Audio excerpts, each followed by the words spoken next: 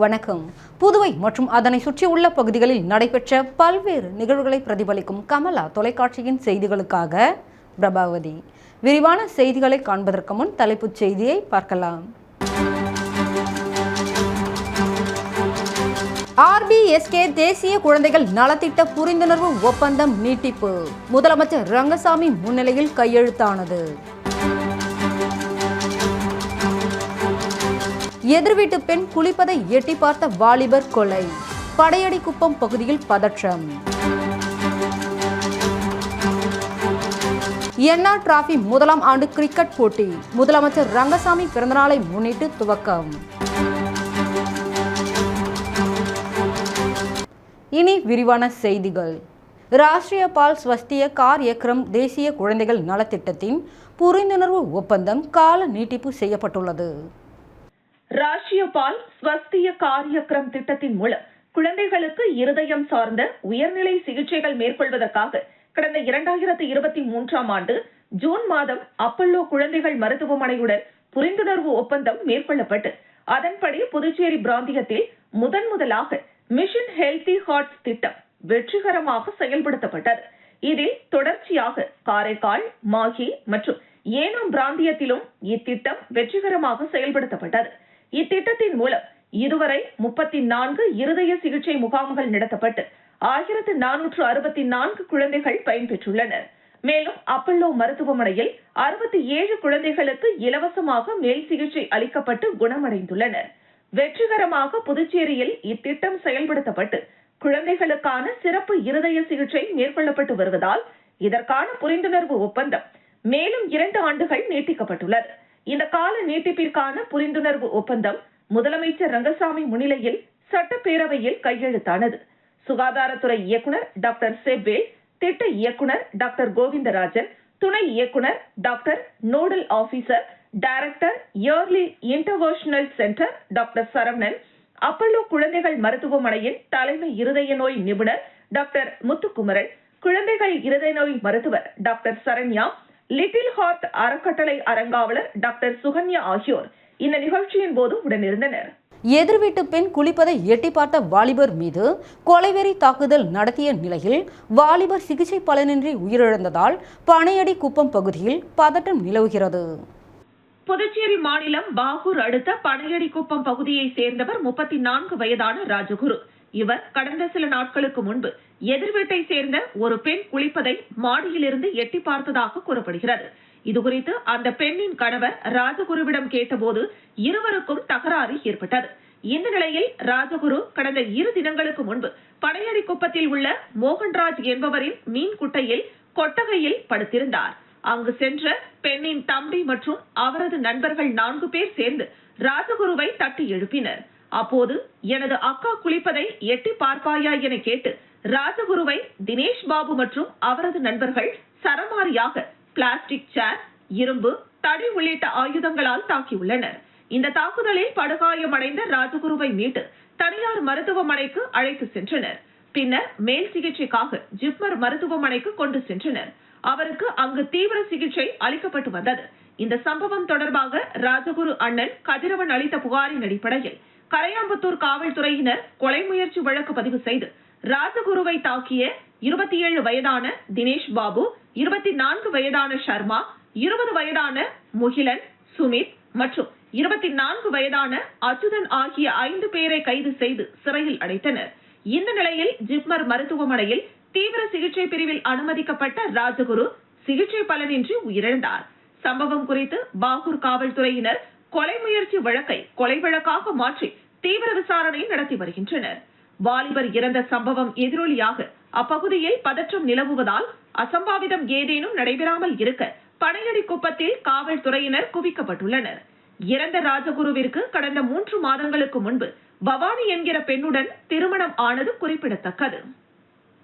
முதலமைச்சர் ரங்கசாமி பிறந்தநாளை முன்னிட்டு தவளக்குப்பம் பகுதியில் என்ஆர் டிராபி முதலாம் ஆண்டு கிரிக்கெட் போட்டி துவங்கப்பட்டது. முதலமைச்சர் ரங்கசாமியின் பிறந்த நாள் வருகிற ஆகஸ்ட் மாதம் 4ஆம் தேதி பவள விழாவாக கொண்டாட இருக்கின்றனர். எனவே அவரின் பிறந்த நாளை முன்னிட்டு ராயல் சிசி மற்றும் கிங்ஸ் 11 சிசி அணிகள் இணைந்து நடத்தும் என்ஆர் டிராபி கிரிக்கெட் போட்டியின் துவக்க விழா அபிஷேகப்பாக்கம் சிவன் கோவில் எதிரே உள்ள மைதானத்தில் நடைபெற்றது.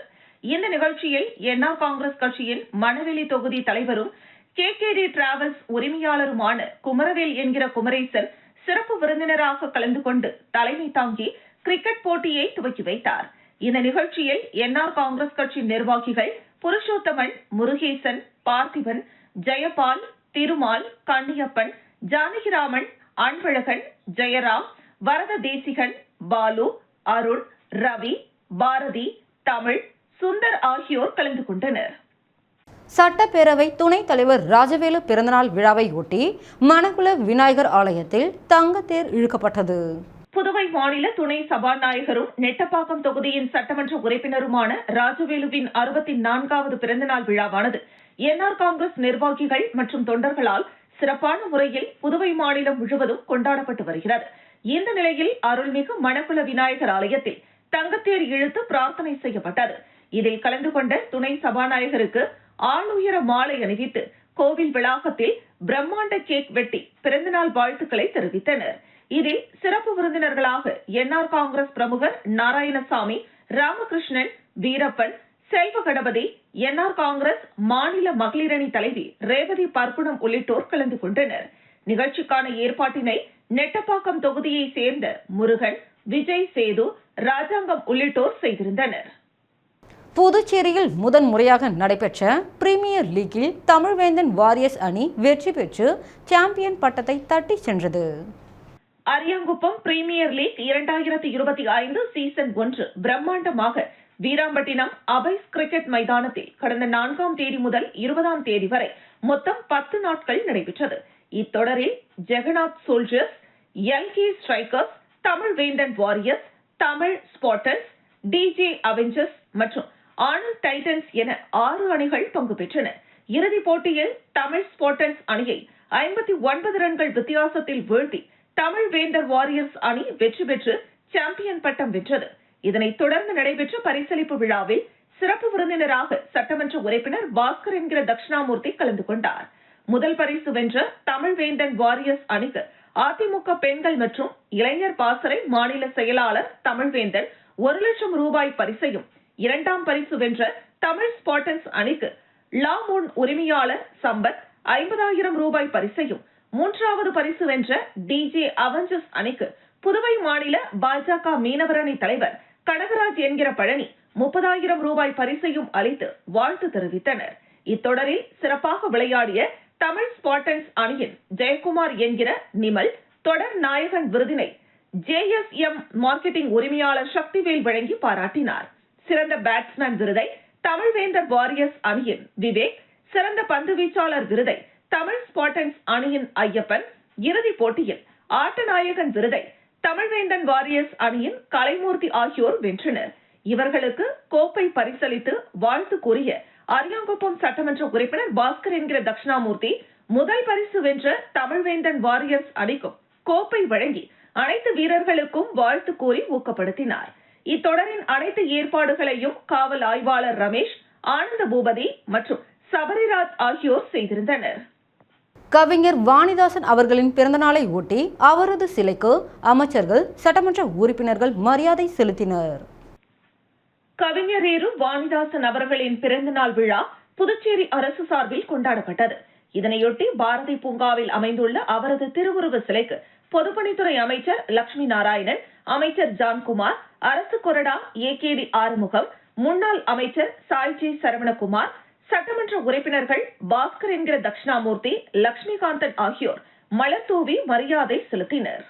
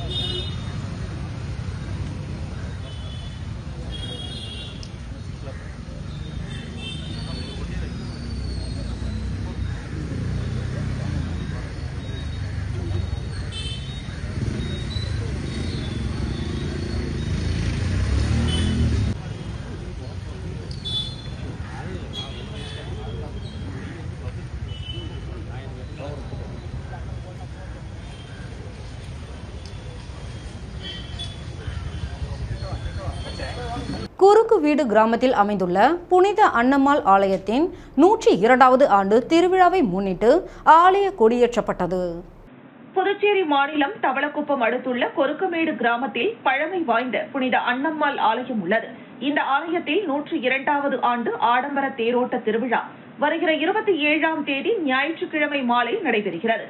அதனை முன்னிட்டு ஆலயத்தின் எதிரில் உள்ள கொடிமரத்தில் மேளதாளங்கள் முழங்க கொடியேற்றப்பட்டது. இந்த நிகழ்ச்சியில் சிறப்பு அழைப்பாளராக கடலூர் புனித ஜோசப் கலை மற்றும் அறிவியல் கல்லூரி தேர்வுகள் ஆணையர் அருட்தந்தை சேவியர் கலந்து கொண்டு திருப்பலி நடத்தி கொடியேற்றத்தை தொடங்கி வைத்தார். விழாவில் அரியாங்குப்பம் பங்கு தந்தை அருள்தாஸ் தலைமை தாங்கினார்.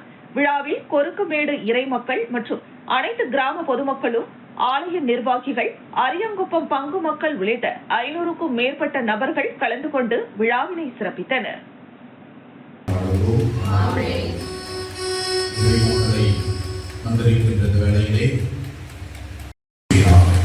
இவற்றை செய்ய உதவி செய்த ஒவ்வொரு சகோதர சகோதரிகளும் பூரணாங்குப்பம் ஸ்ரீ அங்காள பரமேஸ்வரி அம்மன் ஆலய குளம் சீரமைக்கும் பணிக்காக பாஜக மாநில விவசாய அணி தலைவர் ராமு 1 டன் இரும்பு கம்பிகளை நன்கொடையாக வழங்கினார்.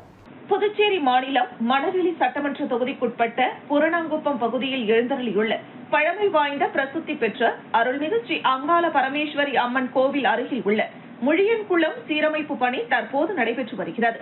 அதனை சிறப்பாக சீரமைக்க வேண்டும் என்ற நல்ல நோக்கத்துடன் பாரதிய ஜனதா கட்சியின் மாநில விவசாய அணி தலைவர் ராமு தனது சொந்த செலவில் 1 டன் மதிப்பிலான இரும்பு கம்பிகளை கட்டுமான பணிக்காக நன்கொடையாக கோவில் நிர்வாகத்தினர் மற்றும் கிராம முக்கியஸ்தர்கள், இளைஞர்கள், தலைவர் ராமு ஆதரவாளர்கள் முன்னிலையில் பொறுப்பாளர் ஆனந்திடம் நேரில் வழங்கினார். அதனைத் தொடர்ந்து குளம் சீரமைப்பு பணிகள் நடைபெற்று வருவதை நேரில் பார்வையிட்டு மேலும் தேவைப்படும் உதவிகளை செய்து தருவதாகவும் உறுதியளித்தார்.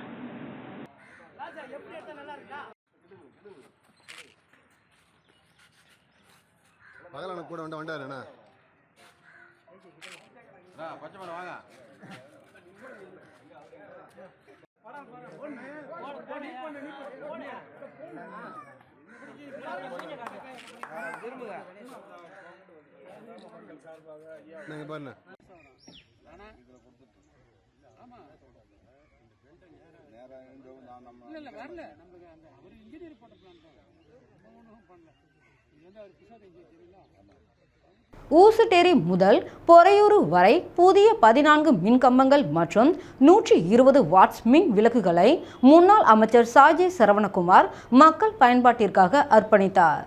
புதுச்சேரி மாநிலம் ஊசுடு சட்டமன்ற தொகுதிக்குட்பட்ட ஊசுட்டேரி முதல் பொறையூர் வரை புதிய மின்கம்பம் மற்றும் 120 வாட்ஸ் மின் விளக்குகளை அமைத்து தர வேண்டி சுமார் 50 ஆண்டுகளுக்கும் மேலாக பொதுமக்கள் கோரிக்கை விடுத்து வந்த நிலையில் முன்னாள் அமைச்சர் சாய்ஜே சரவணகுமாரின் தீவிர முயற்சியால் ஊசுட்டேரி முதல் பொறையூர் வரை புதிதாக 14 மின்கம்பங்கள் மற்றும் 120 வாட்ஸ் மின் விளக்குகளை 6 லட்சம் ரூபாய் மதிப்பீட்டில் அமைக்கப்பட்டு முன்னாள் அமைச்சர் சாய்ஜே சரவணகுமார் பொதுமக்களின் பயன்பாட்டிற்கு இயக்கி வைத்து அர்ப்பணித்தார்.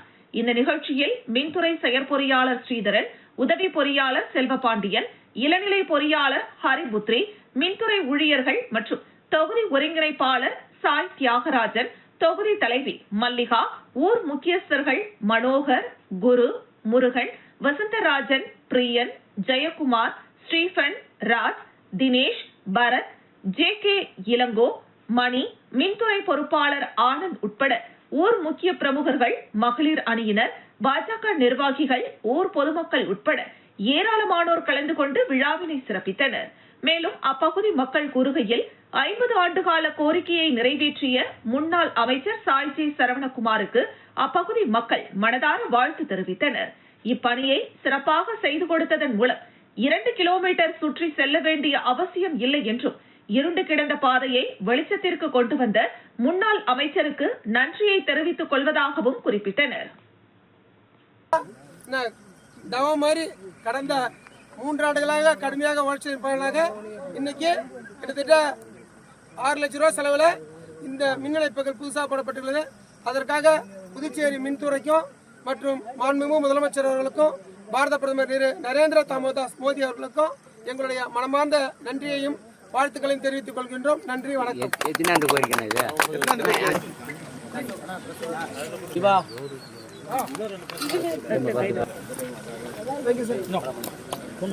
முத்தியால்பேட்டை ஸ்ரீ பெரிய பாளையத்தம்மன் ஆலய 105வது ஆண்டு ஆடி திருவிழாவில் திரளான பக்தர்கள் பங்கேற்றனர். புதுச்சேரி முத்தியால்பேட்டை பெருமாள்பேட்டை வீதியில் எழுந்தருளியுள்ள அருள்மிகு ஸ்ரீ பெரியபாளையத்தம்மன் தேவஸ்தான 105வது ஆண்டு ஆடி திருவிழா ஜூலை 18 தொடங்கி 24ஆம் தேதி வரை சிறப்பாக நடைபெறுகிறது. இந்த நிலையில் 4ஆம் நாள் உபயத்தில் காலை 7 மணிக்கு அம்மனுக்கு சிறப்பு அபிஷேகம் தீபாராதனை நடைபெற்றது. இதனைத் தொடர்ந்து காலை 11 மணிக்கு அம்மன் சிறப்பு அலங்காரத்தில் காட்சியளித்து அருள் பாலித்தார். பிற்பகல் 12 மணிக்கு தேவஸ்தான வாசலில் அறுசுவை விருந்து சிறப்பாக நடைபெற்றது. இதனையடுத்து மாலை 7 மணிக்கு அலங்கார விமானத்தில் அம்மன் திருவீதி உலா நடைபெற்றது.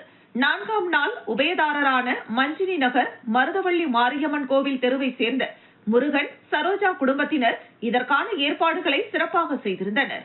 அம்மன் திருவீதி உலா நிகழ்வில் முன்னாள் சட்டமன்ற உறுப்பினர் வையாபுரி மணிகண்டன், தேவஸ்தான நிர்வாகிகள், இளைஞர் குழு மற்றும் ஊர் பொதுமக்கள் திரளாக கலந்து கொண்டனர்.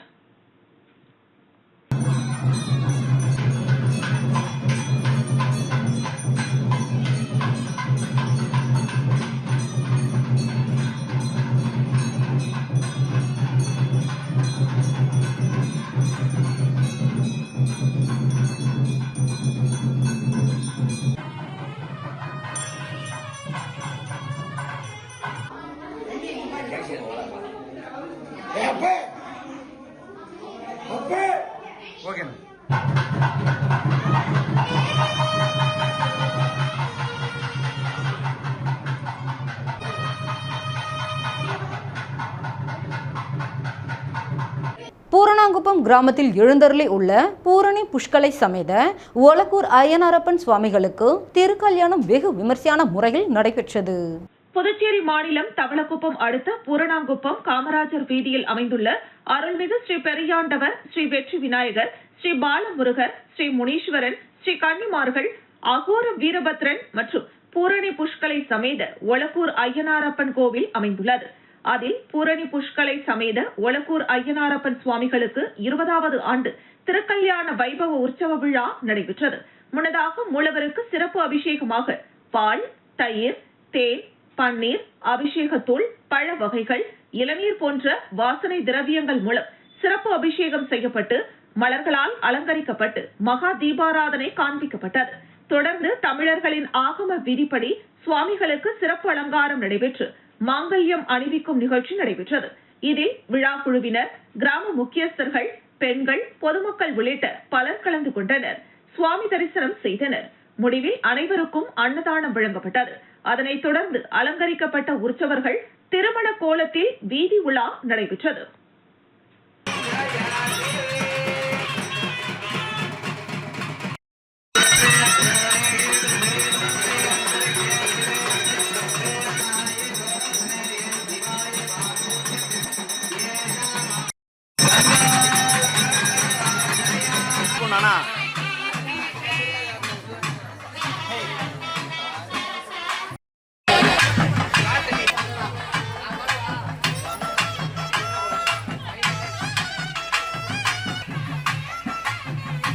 எட்டயபுரத்தில் சேதமடைந்த ரேஷன் கடைக்கு புதிய கட்டிடம் கட்ட வேண்டும் என அதிமுக நகர செயலாளர் ராஜகுமார் வட்டாட்சியரிடம் கோரிக்கை மனு அளித்தார்.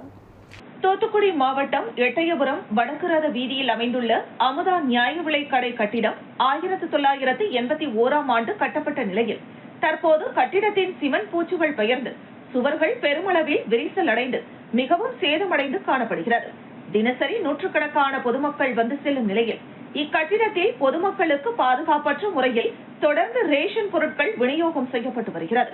பொதுமக்களின் நலன் கருதி சேதமடைந்த இந்த கட்டிடத்தை இடித்து அகற்றிவிட்டு புதிய நியாய விலை கடை கட்டிடம் கட்ட வேண்டும் என்று அதிமுக சார்பில் தொடர்ந்து கோரிக்கை வைக்கப்பட்டு வந்த நிலையில் எட்டயபுரம் அதிமுக நகர செயலாளர் ராஜ்குமார் தலைமையில் முன்னாள் அதிமுக சட்டமன்ற உறுப்பினர் சின்னப்பன் உட்பட கட்சியினர் சேதமடைந்த கட்டிடத்திற்கு மாற்றாக உடனடியாக புதிய கட்டிடம் கட்ட வேண்டும் என்றும் பணியாளர்கள் பற்றாக்குறை காரணமாக அங்குள்ள நியாய விலை கடையில் கூடுதல் பணியாளர்களை நியமிக்க வேண்டும் என்றும் தெரிவித்து நடவடிக்கை எடுக்காத பட்சத்தில் எட்டயபுரத்தில் அதிமுக சார்பில் மிகப்பெரிய போராட்டம் நடத்தப்படும் என தெரிவித்து வட்டாட்சியரிடம் மனு அளித்தனர்.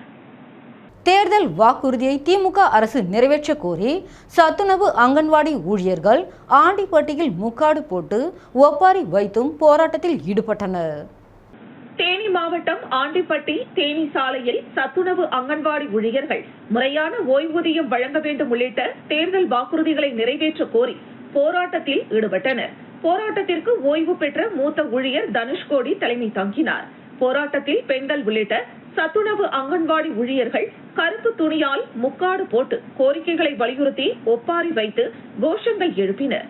போராட்டத்தில் சத்துணவு அங்கன்வாடி ஓய்வூதியர்களுக்கு முறையான சிறப்பு பென்ஷன் அகவிலைப்படியுடன் சேர்த்து 6,750 ரூபாய் வழங்க வேண்டும், ஓய்வூதியம் முறைப்படுத்தப்படும் என்று திமுக அரசு கூறிய தேர்தல் வாக்குறுதியை உடனடியாக நிறைவேற்ற வேண்டும், சென்னை உயர்நீதிமன்ற தீர்ப்பின்படி 2.57 காரணியால் 1,500 ரூபாய் பெருக்கி திருத்தி அமைத்திட வேண்டும் ஆகிய கோரிக்கைகளை வலியுறுத்தி கோஷங்கள் எழுப்பப்பட்டன. பெண்கள் முக்காடு போட்டு ஒப்பாரி வைத்து மதுரை தேனி தேசிய நெடுஞ்சாலையில் செய்த போராட்டத்தால் பரபரப்பு ஏற்பட்டது.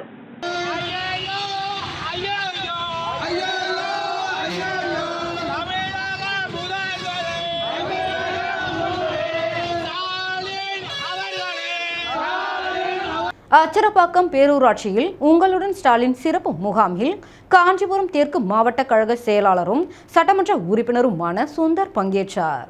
செங்கல்பட்டு மாவட்டம் அச்சரப்பாக்கம் பேரூராட்சி பகுதியில் இன்றும் நாளையும் 2 தினங்களுக்கு உங்களுடன் ஸ்டாலின் சிறப்பு திட்ட முகாம் பேரூர் செயலாளர் எழிலரசன், பேரூராட்சி தலைவர் நந்தினி ஆகியோர் ஏற்பாட்டில் நடைபெற்றது. இதில் சிறப்பு அழைப்பாளராக காஞ்சி தெற்கு மாவட்ட செயலாளர் சட்டமன்ற உறுப்பினர் சுந்தர், ஒன்றிய செயலாளர்கள் கண்ணன், கோகுலக்கண்ணன் ஆகியோர் கலந்து கொண்டு உங்களுடன் ஸ்டாலின் திட்ட முகாமினை குத்துவிளக்கேற்றி தொடங்கி வைத்தனர். இதனைத் தொடர்ந்து பொதுமக்களிடம் குறைகளை கேட்டறிந்தனர். இந்த முகாமில் வருவாய்த்துறை, மின்சாரத்துறை, காவல்துறை, பொதுப்பணித்துறை உள்ளிட்ட 15ற்கும் மேற்பட்ட துறைகள் சார்ந்த அதிகாரிகள் கலந்து கொண்டு பொதுமக்களிடம் கோரிக்கை மனுக்களை பெற்றுக் கொண்டனர். இதனைத் தொடர்ந்து அச்சரப்பாக்கம் பேரூராட்சி சார்பில் திடக்கழிவு மேலாண்மை திட்டத்தின் கீழ் தயாரிக்கப்படும் இயற்கை உரம், இயற்கை பூச்சிக்கொல்லி மருந்துகள், மூலிகை செடிகள் உள்ளிட்டவை பயனாளிகளுக்கு வழங்கப்பட்டன. இந்த முகாமில் அரசு துறை அதிகாரிகள், திமுக நிர்வாகிகள், பொதுமக்கள் 500க்கும் மேற்பட்டோர் கலந்து கொண்டனர். சிங்கப்பெருமாள்பேட்டை ஊராட்சியில் உங்களுடன் ஸ்டாலின் சிறப்பு முகாமில் சிறு குறு நடுத்தர தொழில் நிறுவனங்களின் துறை அமைச்சர் தாமு அன்பரசன் பங்கேற்றார். செங்கல்பட்டு மாவட்டம் சிங்கப்பெருமாள் கோவில் ஊராட்சியில் உங்களுடன் ஸ்டாலின் சிறப்பு முகாம் நடைபெற்றது.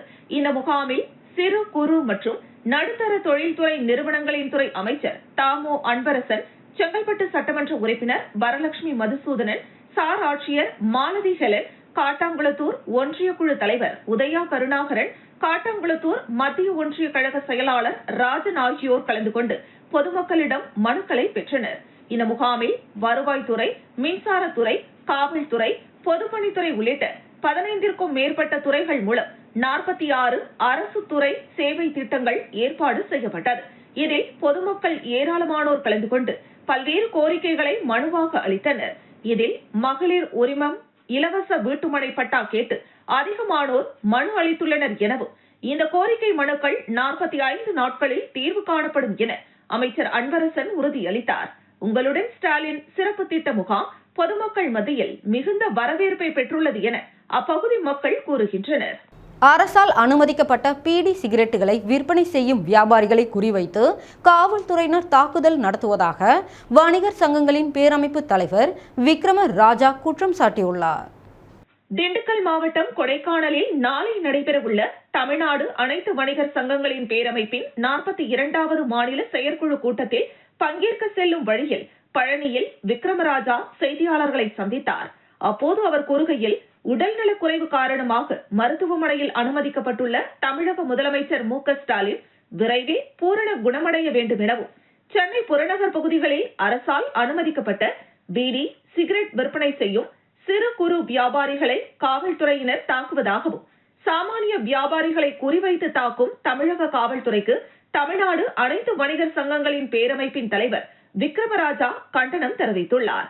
அதேபோல் அரசால் அனுமதிக்கப்பட்ட புகையிலை பொருட்கள், பிளாஸ்டிக் கவர்கள் ஆகியவற்றை விற்பனை செய்யும் வியாபாரிகளுக்கும் காவல்துறை மற்றும் அதிகாரிகள் தொல்லை கொடுப்பதாகவும், அரசு அனுமதித்த பொருட்களை வியாபாரிகள் விற்பனை செய்யக்கூடாது என்றால் தயாரிப்பு நிறுவனங்களிடம் அரசு பேசி வியாபாரிகளுக்கு விநியோகம் செய்வதை நிறுத்த வேண்டுமே தவிர வியாபாரிகளை தொந்தரவு செய்யக்கூடாது என்றும் தெரிவித்தார்.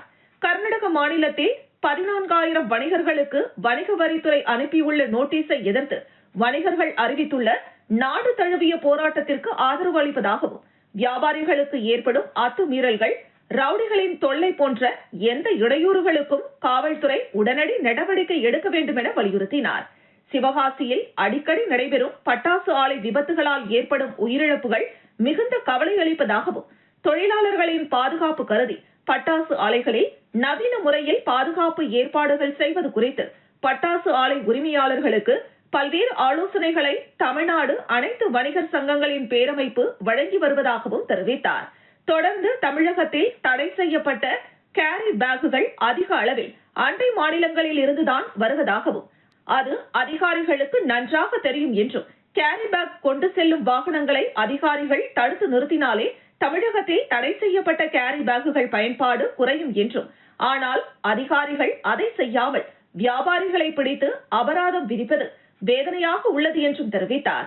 வருகிற 2026 தமிழக சட்டமன்ற தேர்தலில் திமுக, அதிமுக, பாஜக, காங்கிரஸ் கட்சிகளுக்கு வணிகர் சங்க பேரமைப்பு சார்பில் எங்களது கோரிக்கைகளை முறையாக கடிதமாக கொடுத்து அதை தங்களது தேர்தல் வாக்குறுதியில் சேர்த்து உறுதி அளிக்கும் கட்சிகளுக்கு தங்களது ஆதரவை அளிக்கப் போவதாக அனைத்து வணிகர் சங்கங்களின் பேரமைப்பின் மாநில தலைவர் விக்ரமராஜா தெரிவித்தார்.